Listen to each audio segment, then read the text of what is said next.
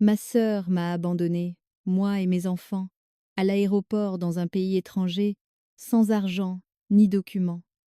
Quand elle a ouvert la porte de la maison, nous étions déjà là, et j'ai dit: Oh, tu es de retour. J'ai une surprise pour toi. Je m'appelle Laetitia. J'ai 33 ans. Je suis mère célibataire de 2 enfants. Liam a 8 ans. Zoé en a 5. Je travaille comme assistante dentaire et je fais des gardes de nuit dans une boulangerie le week-end. Je suis la sœur aînée, la stable, celle qui possède un classeur de reçus, des tiroirs étiquetés et un calendrier qui ressemble à une carte de guerre. Je possède une petite maison avec une pelouse têtue et une boîte aux lettres bleues fissurée. Ce n'est pas luxueux, mais c'est à moi. J'ai réparé l'évier qui fuyait moi-même. J'ai peint la chambre des enfants avec des petites étoiles qui brillent la nuit. Je suis la personne qui arrive avec des câbles de démarrage et des collations. Ma sœur, c'était ça. Elle a 29 ans, elle est jolie à la manière d'Instagram, toujours entre deux opportunités, toujours à 2 pas d'un nouveau plan. Notre mère l'appelle un esprit libre. Notre tante l'appelle un cas difficile. Je couvre les urgences temporaires de Tessa depuis longtemps. La facture de téléphone un mois, une caution le suivant. Je me disais que j'étais gentille.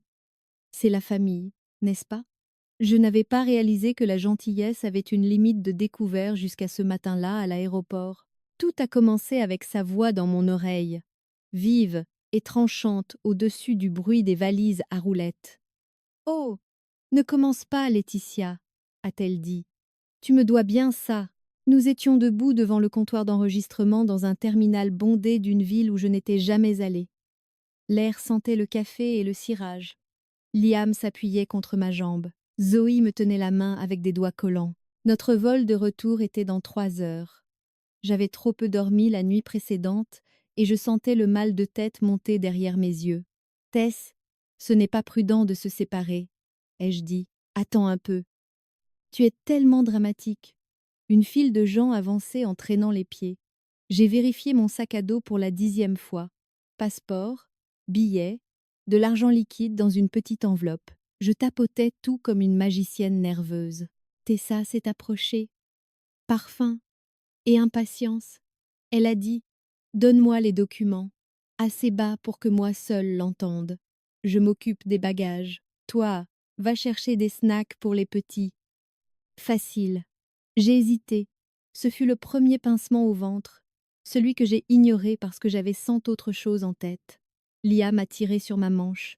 Zoé a chuchoté: Est-ce qu'on peut avoir le yaourt rose? Tessa a levé les yeux au ciel. Arrête de tout compliquer. Je lui ai tendu l'enveloppe. Passeport, carte d'embarquement, argent. Elle l'a glissé dans son sac cabas d'un geste pratiqué et a souri comme un chat. Voilà, a-t-elle dit. Tu vois, c'est du travail d'équipe. Nous avons bougé avec la foule. Elle marchait vite, trop vite. La dernière chose qu'elle a dite avant de disparaître dans la cohue n'était même pas pour moi.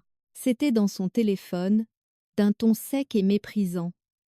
Le temps qu'elle s'en aperçoive, ce sera fait.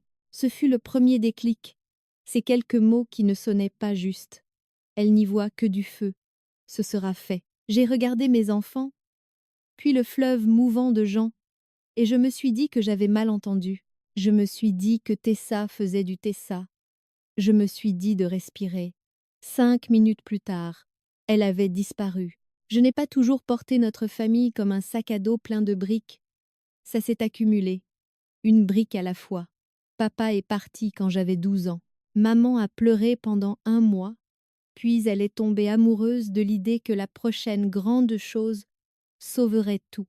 Nouveau petit ami, nouveau boulot, nouveau miracle. Tessa a appris très tôt que si elle faisait assez de bruit, quelqu'un viendrait la sauver. J'ai appris que si je maintenais les choses lisses, personne ne se mettrait en colère. Nous nous sommes habitués à nos rôles comme à des costumes qu'on ne peut plus enlever. À 18 ans, je cumulais 2 emplois et j'économisais chaque dollar froissé dans une boîte de café sous mon lit. Je ne suis pas partie à l'université. J'ai gardé les lumières allumées. Quand Tessa a bousillé la voiture de maman, J'ai payé la franchise.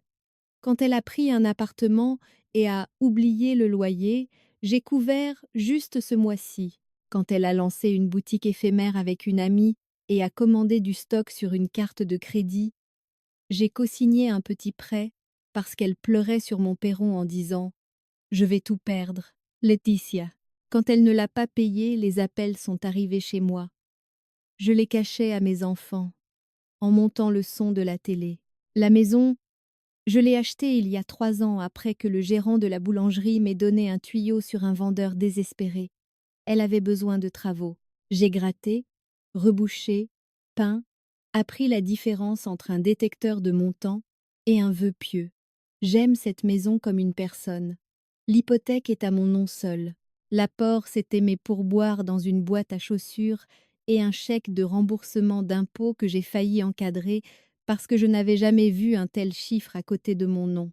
Tessa détestait la maison de la façon dont les gens détestent les choses qui leur rappellent les choix qu'ils n'ont pas faits. Elle la disait banale, mais prenait des selfies sur mon perron parce que la lumière était bonne. Elle disait que le quartier était trop calme, puis m'envoyait des textos à minuit pour me demander si elle pouvait s'écrouler sur le canapé parce que chez elle, c'était bruyant. Elle y gardait son courrier temporairement, ce qui s'est transformé en une pile qui ne semblait jamais diminuer.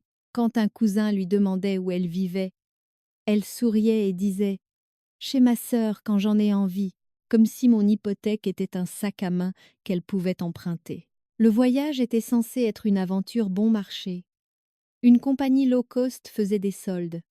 Les enfants n'avaient jamais vu la mer de cette couleur. Tessa avait trouvé un deal sur un hôtel si nous acceptions d'assister à une présentation de multipropriété. J'ai dit oui parce que les enfants ont crié de joie en voyant les photos et parce que Tessa a promis « Je m'occupe de tout. Je m'occupe de tout ». Elle ne parlait jamais des parties ennuyeuses. Le 3e jour, de petites choses semblaient bizarres. Tessa était collée à son téléphone, chuchotant. Elle a commencé à me présenter comme « ma sœur, la propriétaire », avec une pointe d'amertume dans la voix.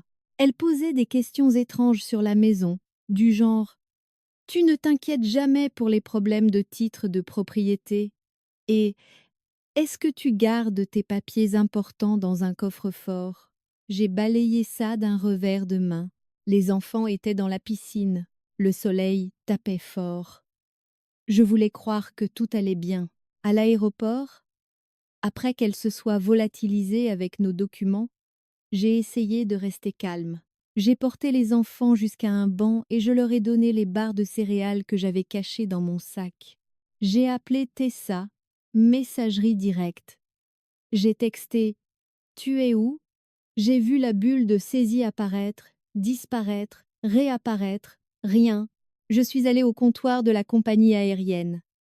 L'agent était gentille, mais impuissante. « Vous avez besoin de vos passeports », a-t-elle dit. « Vous ne pouvez pas voler sans eux. » J'ai hoché la tête comme si elle venait de me dire que le ciel était bleu. « Avez-vous une pièce d'identité ?» J'avais mon permis de conduire. Les enfants avaient des cartes scolaires et des petits visages qui semblaient trop fatigués. J'ai réessayé Tessa. Pas de réponse. J'ai appelé maman. Elle a décroché à la 2e sonnerie. « Qu'est-ce que tu as encore fait ?» a-t-elle aboyé avant même que je dise bonjour. « Maman, j'ai besoin que tu m'écoutes. Tessa est partie avec nos passeports et l'argent. On est coincés. J'ai besoin d'eux. Ne commence pas à accuser ta sœur, » a dit maman. Elle m'a dit que tu avais été tyrannique toute la semaine. Peut être que tu l'as enfin poussée à bout. Tyrannique ? J'ai ri. Un rire laid et sec. Je lui ai tout donné. On a besoin d'aide. Maman a soupiré. Arrête de hurler. Je ne peux pas réfléchir quand tu es comme ça. Tessa dit que tu es paranoïaque. Elle règle quelque chose d'important pour toi. Laisse-lui de l'espace. Maman, ai-je dit, on n'a plus d'argent, plus de papier pour les enfants. Si dramatique, a dit maman. Puis elle a ajouté la phrase qui a fait trembler mes mains. Tessa a dit que tu avais accepté de lui transférer la maison pour qu'elle puisse la protéger de tes mauvaises décisions. Quoi? Ma voix s'est brisée. La protéger de quoi? De moi? Tu ne sais pas gérer les choses. Tessa dit qu'elle va régler la paperasse avant ton retour pour que la banque arrête de t'embêter. La banque? Maman, la banque ne m'embête absolument pas. Écoute, à trancher, maman, je ne peux pas continuer comme ça avec toi. Elle a raccroché. J'ai fixé mon téléphone. Le bruit du terminal semblait s'être déplacé à l'intérieur de mon crâne. Liam s'est appuyé contre mon bras. Est-ce qu'on rentre à la maison? A-t-il demandé. Oui, ai-je dit, parce que je ne mens jamais à mes enfants quand c'est important, pas dans cet avion. Mais oui, je suis retournée au guichet. Y a-t-il un consulat? L'agent a montré le chemin. Il y avait un petit bureau au bout d'un long couloir, des drapeaux en papier, une plante en plastique, un homme avec des sourcils bienveillants à regarder mes enfants, puis moi. D'accord, a-t-il dit. On va régler ça. Nous avons rempli des formulaires. Nous avons déposé une plainte. Nous avons appelé des numéros. Nous avons expliqué que la personne qui avait pris nos passeports était ma sœur. Je sentais l'embarras comme une brûlure sur mon visage. L'homme ne m'a pas jugé. Il a fait des copies. Il a appelé quelqu'un qui a appelé quelqu'un d'autre. Il a appris à Liam comment plier un bateau en papier pendant que je parlais à une femme de documents de voyage d'urgence. Zoé coloriait sur une page où il était écrit « temporaire » en grosses lettres. Cela a pris des heures. Cela m'a pris tout ce qu'il me restait. Je n'ai pas pleuré. Je le voulais. J'ai gardé ça pour plus tard. Le soir venu, nous avions un plan, document d'urgence, le lendemain matin. Place en attente sur un vol de nuit. Un petit coupon pour nourrir les enfants. L'homme aux sourcils bienveillants a fait glisser un téléphone sur le comptoir. Vous pouvez passer un appel sur notre ligne si vous avez besoin. J'ai appelé tante Jo, la seule parente qui disait toujours la vérité. Elle n'a pas dit bonjour. Elle a dit « Qu'est-ce qu'elle a fait ?» Quand je lui ai raconté, tante Jo a expiré si fort que je l'ai entendue. Elle tourne autour de ta maison comme un vautour depuis des mois. Ta mère la laisse utiliser le double des clés. Elle a dit au cousin que tu lui avais fait don de la maison pour sa future entreprise. Ne bouge pas, rentre. Et Laetitia, a-t-elle ajouté la voix basse maintenant, elle n'est pas juste désordonnée. Cette nuit-là, les enfants se sont endormis sur 2 chaises en plastique avec mon manteau en guise de couverture.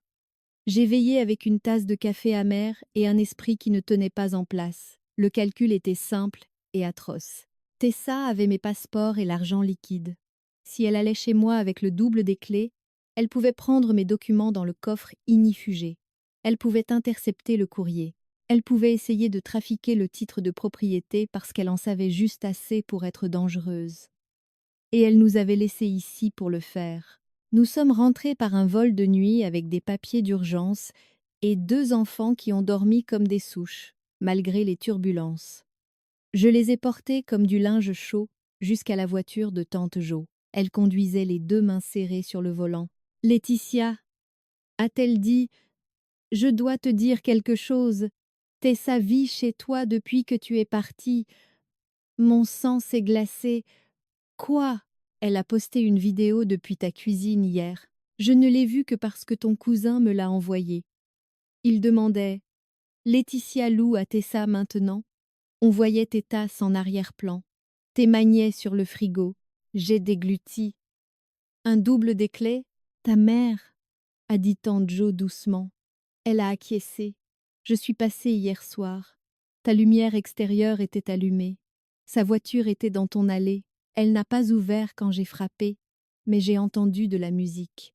J'ai appelé la police pour une vérification de biens. Être. Ils ont dit que c'est une affaire civile. Parce qu'elle a une clé. J'ai fermé les yeux. Écoute, a dit tante Jo plus doucement.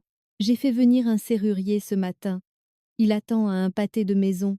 Si tu veux changer tes serrures, tu peux. C'est ta maison. Le titre est uniquement à ton nom. J'ai vérifié sur le site du comté. Nous nous sommes garés devant chez moi alors que le ciel s'éclaircissait. La maison semblait la même, mais différente. De la même façon qu'un visage semble bizarre quand quelqu'un d'autre porte vos lunettes. Les stores étaient de travers. La chaise du perron était dans un angle inhabituel. Une paire de chaussures brillantes qui ne m'appartenaient pas trônait sur le paillasson comme un défi. Tante Jo s'est garée 2 maisons plus loin. On fait ça vite, a-t-elle dit. On entre et on sort. Le serrurier bougeait comme un fantôme. 10 minutes plus tard, la porte d'entrée a cliqué. L'odeur m'a frappée en premier. Parfum sucré, vieux restes de nourriture, le shampoing de mes enfants. Il y avait des sacs de courses sur le comptoir que je n'avais pas achetés. Une veste que je n'avais jamais vue était accrochée à ma chaise. Une tasse avec une trace de rouge à lèvres traînait près de l'évier. Sur la table basse, il y avait une pile de papiers, mon assurance, mon relevé d'hypothèque, des copies de mon acte de propriété. Mon coffre ignifugé était ouvert sur le sol. Des clés étaient éparpillées comme des confettis. J'ai senti quelque chose en moi devenir très immobile. Nous avons travaillé vite. J'ai rassemblé les documents des enfants. J'ai pris des photos de tout. J'ai mis mes originaux dans un sac. Tante Jo avait apporté un gros sac en toile avec une fermeture éclair et un cadenas. J'ai essuyé le comptoir d'une main tremblante parce que j'avais besoin de faire quelque chose que je pouvais finir. Le serrurier a installé de nouveaux verrous de sécurité. Nous avons changé le code du garage.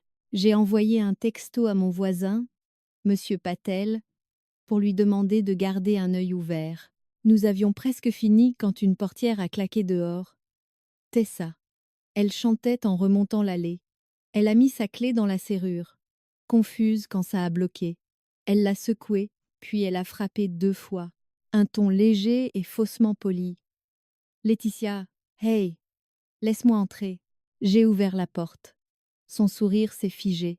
Elle a cligné des yeux en voyant tante Jo, la perceuse du serrurier, le sac à mes pieds. Quoi?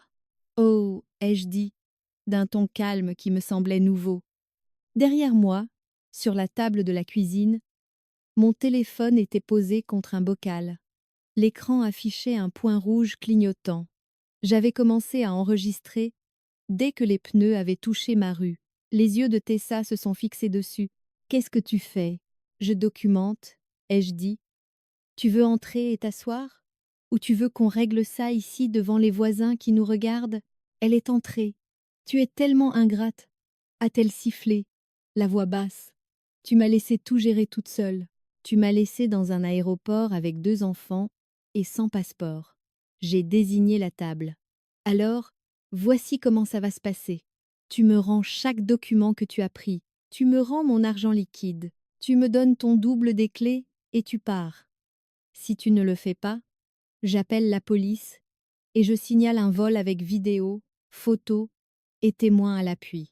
Je demande une ordonnance de protection. J'envoie cette vidéo à tous les membres de la famille qui pensent que je suis dramatique. Et j'ai parlé à un avocat aujourd'hui. Elle a ri.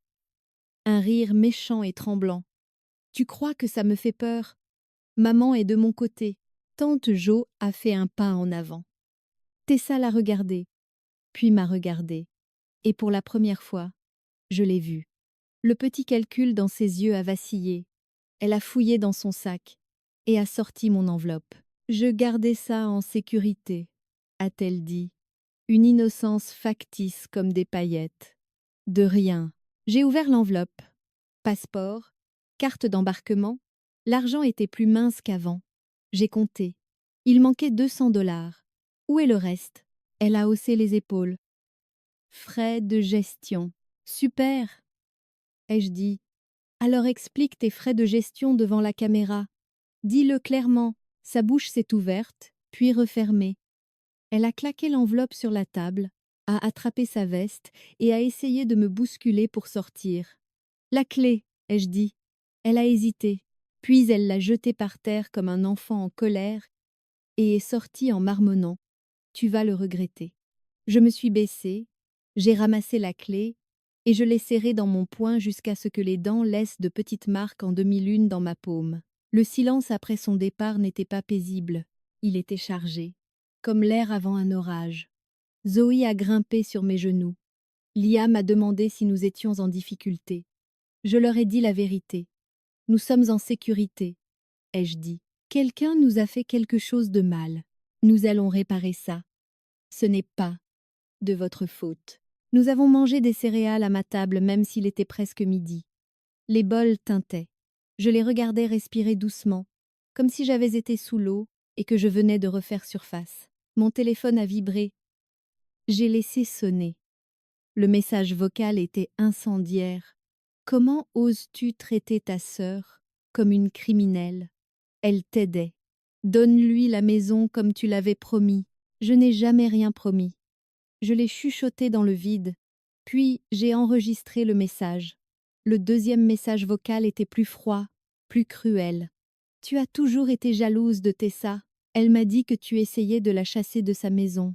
Aftaziezi, Desuchazi, Desuchazi, Desuchazi, Desuchazi, Desuchazi, Desuchazi, Desuchazi, Desuchazi, Desuchazi. Sa maison? Je me suis assise et j'ai ouvert mon ordinateur. J'ai une liste sur mon bureau intitulée Plan pour les mauvais jours. C'est bête, mais ça m'a gardé en vie. Étape 1, manger quelque chose. Étape 2, rassembler les faits. Étape 3, tout écrire. Étape 4, appeler la personne qui dit la vérité. Étape 5, faire le plus petit pas suivant. J'ai commencé la collecte.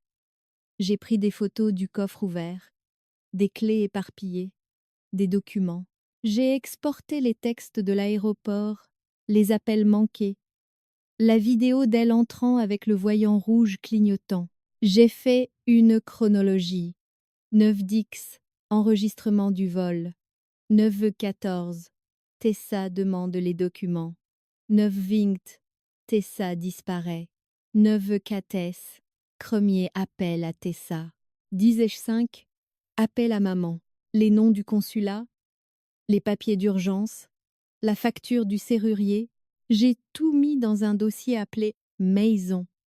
Les faits étaient comme des pierres sur lesquelles je pouvais tenir debout. Ensuite, j'ai appelé un avocat recommandé par une collègue qui avait vécu un cauchemar avec son ex.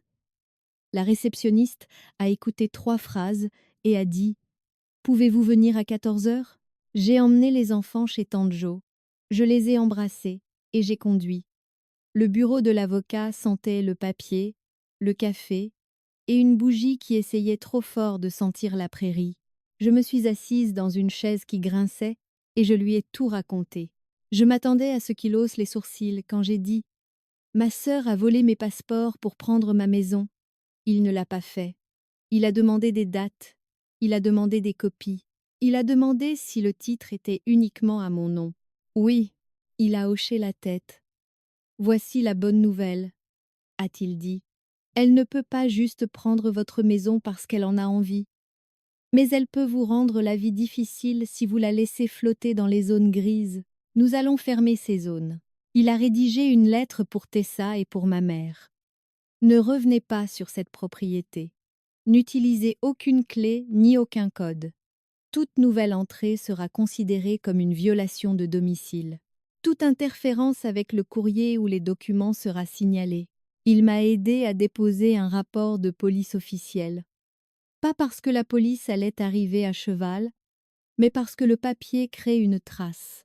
Il m'a dit de prendre une boîte postale, de passer mes factures d'eau et d'électricité sur un portail protégé par mot de passe, d'activer l'authentification à 2 facteurs sur tout. Il a regardé la vidéo et a dit « Gardez en 3 copies ».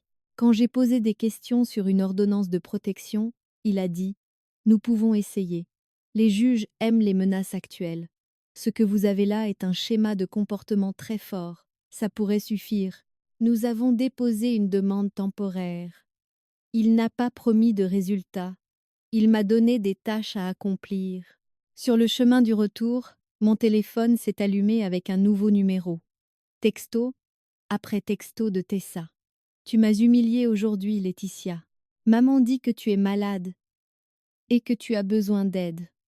Tu penses que Jo te protégera toujours. Elle ne le pourra pas. Tu me dois un loyer pour avoir stocké mes affaires dans ta maison. J'ai ri tout haut en lisant celui-là. Tu vas le regretter. Je n'ai pas répondu. J'ai fait des captures d'écran. J'ai déposé chaque message dans le dossier maison. J'ai envoyé les copies à tante Jo et à l'avocat. J'ai ajouté les dates. Le soir, le chat de groupe de la famille s'est réveillé. Un cousin. J'ai entendu dire qu'il y avait du grabuge. Qu'est-ce qui s'est passé, maman? Laetitia punit Tessa parce qu'elle a essayé de l'aider. Laetitia punit Tessa, Tessa. Elle m'a attaqué dans sa cuisine avec un étranger. Et la gueule, tante Jo, que Dieu la bénisse, a fini par prendre la parole dans un endroit qu'elle évite d'habitude. Tessa a pris les passeports et l'argent, est entrée dans la maison de Laetitia pendant qu'elle était hors du pays, a ouvert son coffre-fort et a fouillé dans ses documents. Si vous voulez défendre ça, allez-y, mais faites-le sous vos vrais noms. Le chat est devenu silencieux après ça. 2 cousins ont quitté le groupe. Une autre cousine, celle qui vient d'avoir un bébé et qui n'a pas de temps pour les bêtises, m'a envoyé un cœur en privé. J'ai pleuré pour la première fois, seule dans ma salle de bain avec la douche qui coulait et la porte verrouillée. Le lendemain matin, Tessa a tenté une nouvelle ruse. Elle est allée à l'école de mes enfants. Elle a dit au secrétariat qu'elle venait les chercher pour une journée spéciale. La secrétaire m'a appelée. J'y étais en 5 minutes, essoufflée et tremblante. Le directeur m'a accueillie à la porte, une main sur mon épaule. Elle nous a montré une photo de votre perron pour prouver qu'elle vit là. A-t-il dit doucement. J'ai une lettre d'avocat et un numéro de rapport de police, ai-je dit. Nous avons mis Tessa sur la liste rouge des personnes interdites de ramassage avec de gros drapeaux d'alerte. Le directeur a utilisé le mot sécurité 4 fois. Je lui ai envoyé la lettre de l'avocat. J'ai marché dans les couloirs au son des rires des enfants et je me suis sentie à la fois brisée et certaine. L'audience pour l'ordonnance de protection temporaire a eu lieu 3 jours plus tard. Tessa ne s'est pas présentée. Le juge a regardé la vidéo, le rapport, la chronologie, les textes, la lettre notariée concernant le double des clés, le reçu du serrurier, l'incident de l'école, les papiers du consulat tamponnés du mot « temporaire » qui m'a encore retourné l'estomac. Il l'a accordé pour 6 mois. Au moindre manquement, a-t-il dit, appelez-nous. Je suis rentrée chez moi et j'ai changé les piles du détecteur de fumée parce que le bip ressemblait à un avertissement et que j'en avais fini avec les avertissements. J'ai vérifié les fenêtres. J'ai mis les passeports des enfants dans un coffre à la banque qui nécessitait un rendez-vous et 2 pièces d'identité. J'ai fait rouler mes épaules comme si je pouvais enlever un manteau qui n'était plus le mien. Maman ne m'a pas parlé pendant 1 semaine. Puis elle a appelé. Sa voix était petite pour une fois. Les enfants me manquent. Je peux passer? Tu pourras les voir chez tante Jo dimanche, ai-je dit. Tu ne me laisseras pas entrer dans ta maison? A-t-elle demandé. La blessure perçait dans sa question, comme si elle n'avait pas raconté à toute la famille que j'étais une voleuse. Pas pour l'instant, ai-je répondu. Pas tant qu'on n'aura pas trouvé comment être en sécurité l'une avec l'autre. Elle a fait un bruit comme une porte qui se ferme. Elle a dit « Tu as changé » et j'ai répondu « Oui, j'en avais besoin ».